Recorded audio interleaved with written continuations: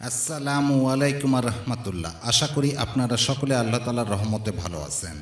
আজকের ভিডিওটিতে আমি আলোচনা করব কবরে সবচেয়ে বেশি আযাব হয় যেসব কারণে। তো চলুন আমরা জেনে নিই। যার জীবন আছে তার মৃত্যুও আছে, অর্থাৎ প্রত্যেক প্রাণীকে মৃত্যুর স্বাদ গ্রহণ করতে হবে। আর মৃত্যুর পর মানুষের প্রথম ঘাঁটি হলো কবর। এ ঘাঁটি থেকেই ভালো ও মন্দ কাজের ফল ভোগ শুরু হয়। হজরত উসমান রাদিয়াল্লাহু তাআলা আনহু বলেন, আমি নবীজি রাসূলুল্লাহ সাল্লাল্লাহু আলাইহি ওয়াসাল্লামকে বলতে শুনেছি, তিনি বলেন, কবর হচ্ছে আখিরাতের প্রথম ধাপ। যে এর আযাব থেকে মুক্তি পাবে তার জন্য পরবর্তী ধাপগুলো সহজ হয়ে যাবে, আর যে মুক্তি পাবে না তার জন্য পরবর্তী ধাপগুলো আরও কঠিন হবে। সূত্র তিরমিজি, হাদিস নম্বর 2308।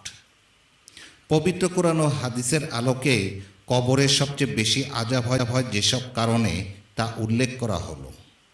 শিরক করা। মহান রব্বুল আলামিন আল্লাহ তাআলার সঙ্গে কাউকে শরীক করা সবচেয়ে বড় পাপ। এ কারণে কবর শাস্তি হয়। মহান আল্লাহ বলেন, আপনি যদি দেখতেন যখন জালিমরা মৃত্যু যন্ত্রণায় থাকবে এবং ফেরেশতারা হাত বাড়িয়ে বলবে, তোমাদের প্রাণ বের করো, আজ তোমাদের অবমাননাকর শাস্তি দেওয়া হবে, কারণ তোমরা আল্লাহ সম্পর্কে অমূলক কথা বলতে এবং তার নিদর্শনের ব্যাপারে ঔদ্ধত্য প্রকাশ করতে। সূরা আনাম আয়াত 93। 2. কপট স্বভাব। কপট স্বভাবের ব্যক্তিরা কবরে শাস্তি পাবে। মহান আল্লাহ বলেন, মরুবাসীদের মধ্যে যারা তোমাদের আশেপাশে রয়েছে তাদের কেউ কেউ মুনাফেক এবং মদিনাবাসীর মধ্যেও কেউ কেউ, তারা কপটতায় খুবই পটু। আপনি তাদের চিনেন না, আমি তাদের চিনি।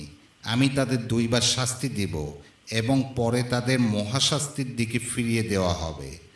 সূত্র সূরা তাওবা আয়াত 101।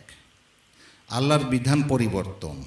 রাব্বুল আলামিন আল্লাহ তাআলার দেওয়া বৈধ কাজকে অবৈধ মনে করা এবং অবৈধ কাজকে বৈধ মনে করা।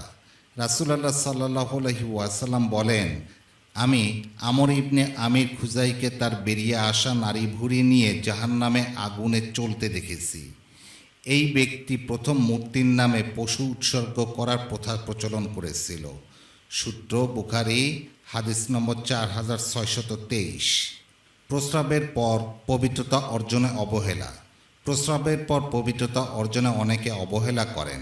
হজরত আবদুল্লাহ ইবনে আব্বাস রাদিয়াল্লাহু তাআলা আনহু থেকে বর্ণিত হাদিসে আছে, নবীজি সাল্লাল্লাহু আলাইহি ওয়াসাল্লাম বলেন, প্রস্রাবের কারণে অধিকাংশ ক্ষেত্রে কবরের আযাব হয়ে থাকে। তোমরা যথাযথভাবে পবিত্রতা অর্জন করো। সূত্র তাবরানী, হাদিস নম্বর 11104। আটকে রেখে শাস্তি দেওয়া। রাসূলুল্লাহ সাল্লাল্লাহু আলাইহি ওয়াসাল্লাম বলেন, আমি জাহান্নামে ওই নারীকেই দেখেছি যে বিড়াল বেঁধে রেখেছিল।